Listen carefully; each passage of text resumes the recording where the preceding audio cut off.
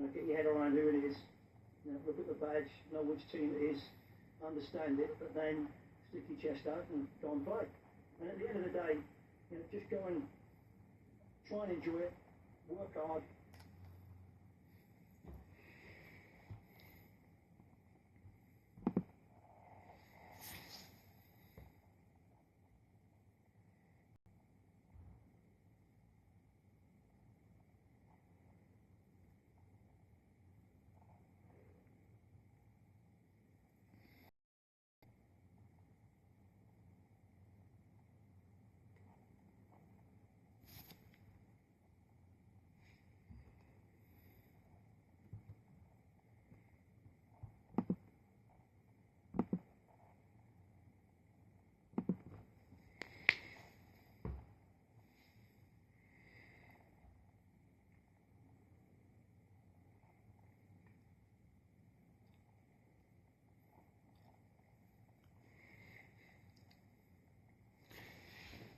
Hi guys, welcome to Full Time Devils. This is the post-match reaction to Manchester United's 0-0 draw against Cambridge United in the FA Cup.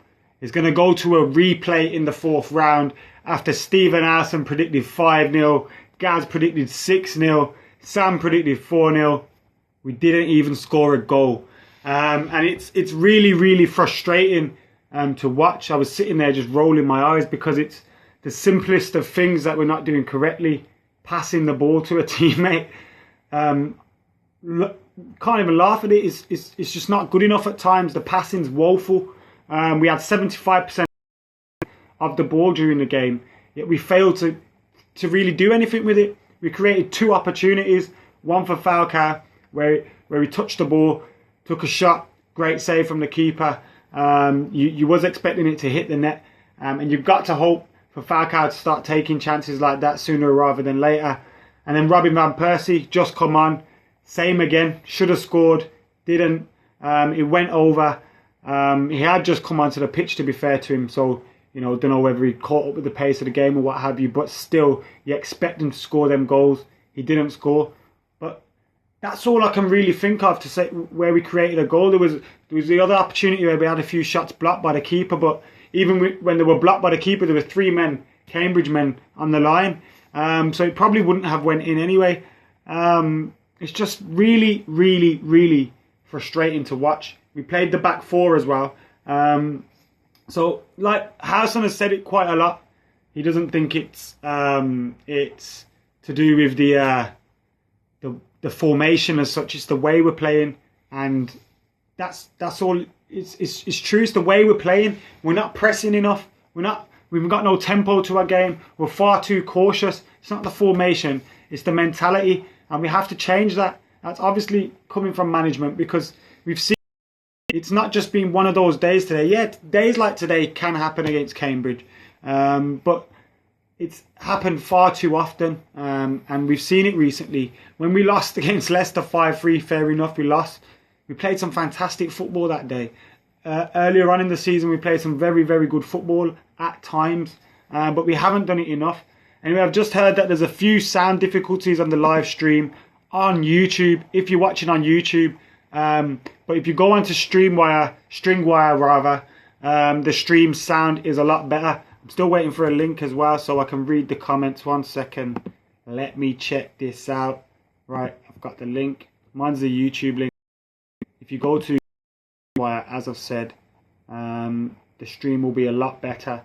So let me have a look at this. Let me pause that. I don't need to watch myself.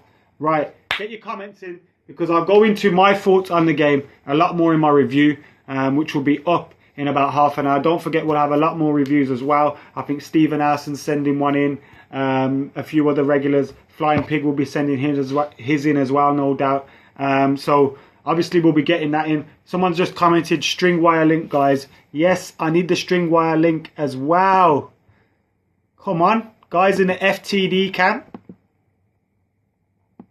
Can we get a link, please? Anyway, I'll save. I'm not going to read your comments out until we get the other link, because obviously, Mo Wada, I'm being too negative. I'm not being too negative. I'm just saying it how it is. We played poorly today.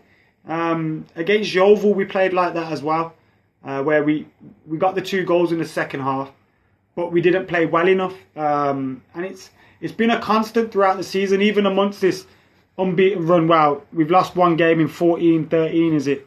Our performances haven't looked the best. They've looked slow at times. So we need to sort that out.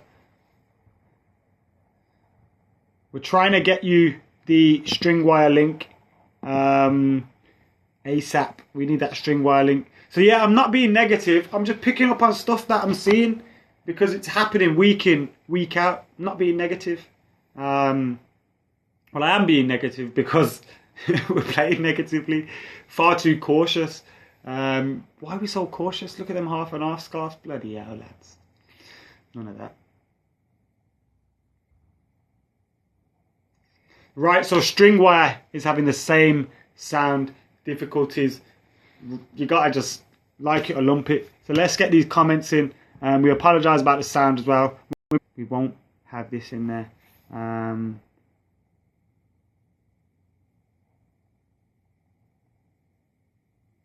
Is anybody getting a good sound? If so, what are you using? Google Chrome, Firefox, Internet Explorer? Does anyone use that? Safari, what are you using? Let me know. Because this is a test, man.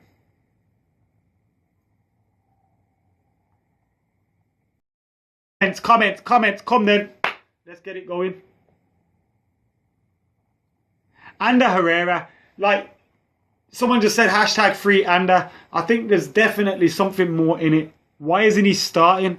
It's obvious to everybody that when he plays or he comes off the bench, we play better. It's happened a lot. That's why I keep putting him in my starting 11 in the predictions, and that's why I'm wrong week in, week out. Because he's not starting. He's not starting. Why? Obviously something's going on off the pitch, I think. Well, it's not obvious because I'm just guessing, but that's what I personally think.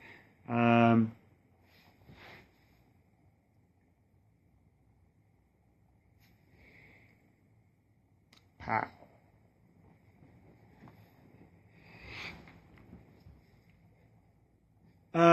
Right then, comments. If Herrera started, we could have had a chance. Yes, I think so. Based on the game, we played with a lot more tempo and we looked like scoring a little bit more. But even still, you can't account for Phil Jones acting like a wally for the whole game. He was woeful. Why is he still taking corners? What's going on there? What's all that about? Is it just anyone, whoever gets to the ball first can take a corner like it was in the school playground? What's going on there? Because Phil Jones can't take corners. He puts his hands up as well, like, he's got it, I'm going to find you.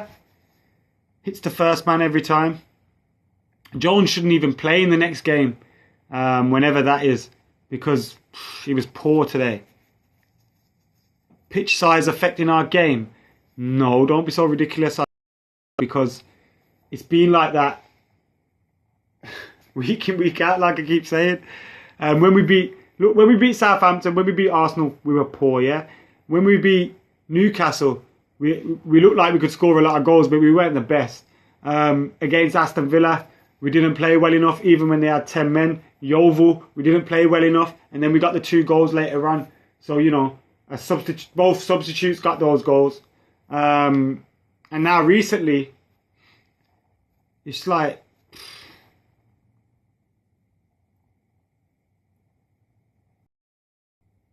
let Spanish Dave take a corner for a laugh.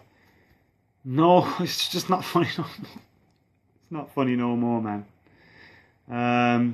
Yes, it bobbled about, but so what? They had to play on the same pitch, these Cambridge lot, and you can't just say, yeah, they were used to it. They're not as good footballers. Like, you know, what's all that about? Are the players lacking confidence going forward? Lacking confidence. Well, obviously your confidence is higher when you're free-flowing football and you're scoring goals. But I personally think it's the cautiousness is coming from the way they're being told to play. And we need to sort that out. There's far too many sideways passes, backwards passes. It's like they're scared to make a mistake. I was scared of Louis van Gaal's hairdryer, him getting his balls out at half time. I don't know. But it's obviously it's evident in the last 10, 11 games that we're far too cautious, regardless of the formation as we've seen today. We've got Leicester up at home next, and obviously you expect them as well. But if we keep playing like we have been, passing it like side to side in front of so many side passes, I don't know, Neil. Why so many side passes. You tell me. Wilson on loan in the summer. Bring back Hernandez. Connor Faulkner. Wilson on loan. I don't know. It depends if we sign another striker. I don't personally want to see Hernandez back though. No thanks.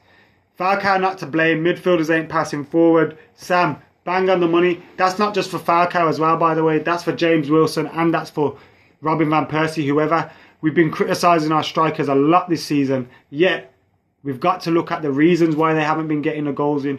Because the creativity, the cautiousness in our play, the sideways passing, the lack of tempo, the failure to get behind men, the failure to get to the byline. That's not the striker's fault, so you can't blame them. Adam, how did Adnan disintegrate so fast? NTR 6390. I personally think, obviously, Adnan stood out a lot more because we weren't winning as many games last season. A lot of the team was shot for confidence. We played poor football. It kind of sounds similar to that, doesn't it? But obviously, it was completely different last season. We had older players on their way out. A lot of players left. He was like that shining star in the middle of all this chaos. But now, it's a little bit different. We've signed some world-class quality, some proven players. And they're in the team, so he's not the big player in the team. So, yeah, and the formation hasn't helped as well. He can't play wing back, can he? Anyway, I'm going to get off. Thanks for listening. Thanks for your questions. Thanks for getting involved in the comments. Hopefully, we'll do this again soon. Obviously, I'm going to be at games more. I'm not going to miss a game again, hopefully, this season. Apart from when I go away on holiday. So, it'll probably be somebody else on the live stream during the game. But I'll do it after the game if technology allows me to. Thanks for all your comments. Thanks for everything. Remember, the sound difficulties isn't our fault. We'll talk to YouTube and try and sort that out. I'm Adam Matt Kohler. Make sure you get onto the Full-Time Devils YouTube channel because we'll have reviews coming your way on what was a frustrating evening. I forgot it was Friday. See you later.